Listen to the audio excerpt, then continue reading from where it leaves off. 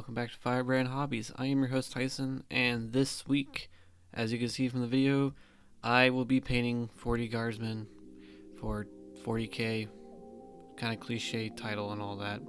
But this is for 10th edition, since it's right around the corner at the end of the month.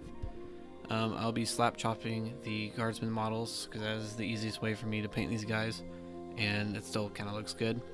But the first step for slap chopping is obviously you base it black, then you dry brush it with a lighter gray, and then you dry brush it with white. I used gray sear gray and then Koroks white for the dry brushing. But after that step was done, I then used Space Wolves gray contrast paint on the uniforms of the Guardsmen model. Now I also have a squad of breachers from the Kill Team box set, and I'm gonna use them as normal Guardsmen models, but I have another set of custom Guardsmen models that I made up, which I nicknamed Bucket Heads because they have like metal armor and metal heads. But for these, I kind of based the color scheme of their uniforms similar, so they still got the Space Wolves gray on their coats, I guess what that is. And then the top parts of the helmets were colored up with the Space Wolves gray. The Buckethead models that I was referring to, I used the Neophyte Hybrid's body and the auto gun bits and pieces of it, and then I also used a Skitarii Vanguard helmet, and I clipped the side just to kind of fit it in there. So yeah, if you wanted to know.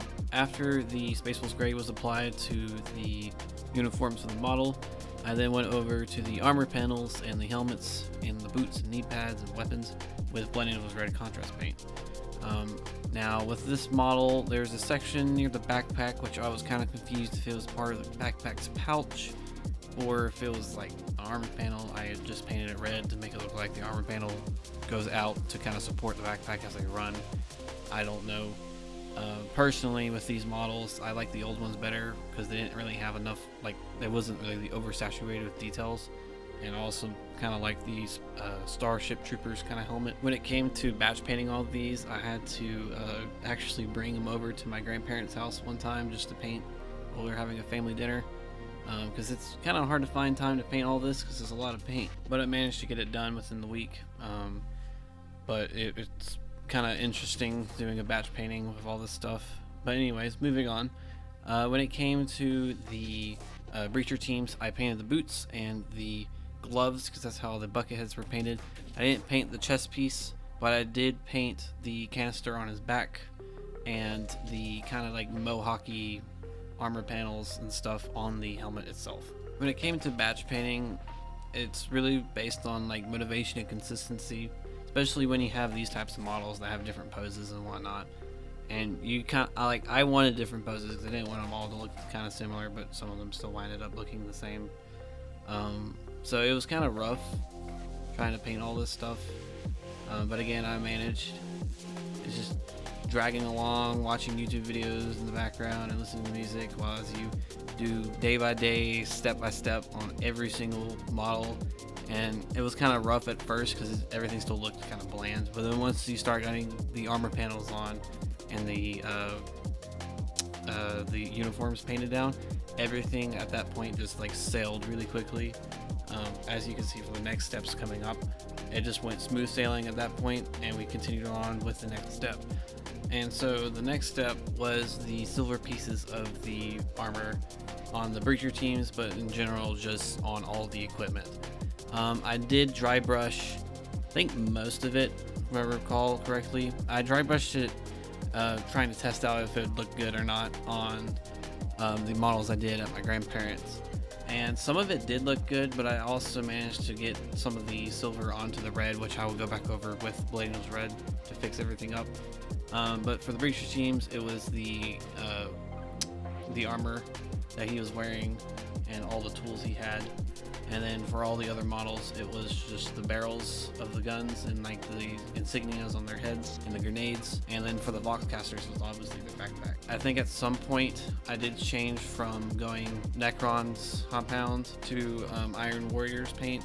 Just kind of get a more finer detailed print to it. After that was done, the Breacher teams I focused on with a Retributor's armor gold on their symbols and their visors. Squad numbers getting from 10 to 20 in the new edition kind of got my hopes up too, for just playing the Imperial Guard in general, because I have 100 models of Guardsmen, which is probably not a lot looking at it, knowing how weak these guys are, but it makes me want to make a list of a Stormlord and a bunch of transports and a bunch of Valkyries. But I'll have to figure that out whenever I get to the point. Moving on to the next step. Next up is Guilliman's Flesh on literally any exposed skin I could find on these models, except the melta guns, which had balaclava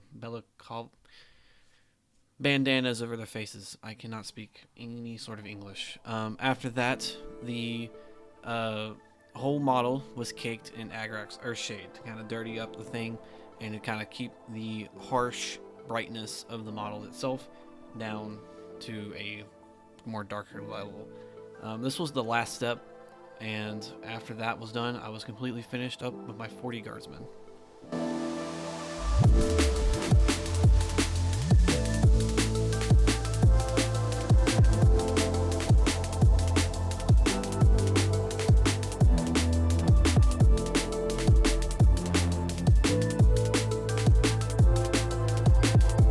Busting my back this week trying to paint all of these models was a hard challenge, but it was completely worth it for the new edition coming up.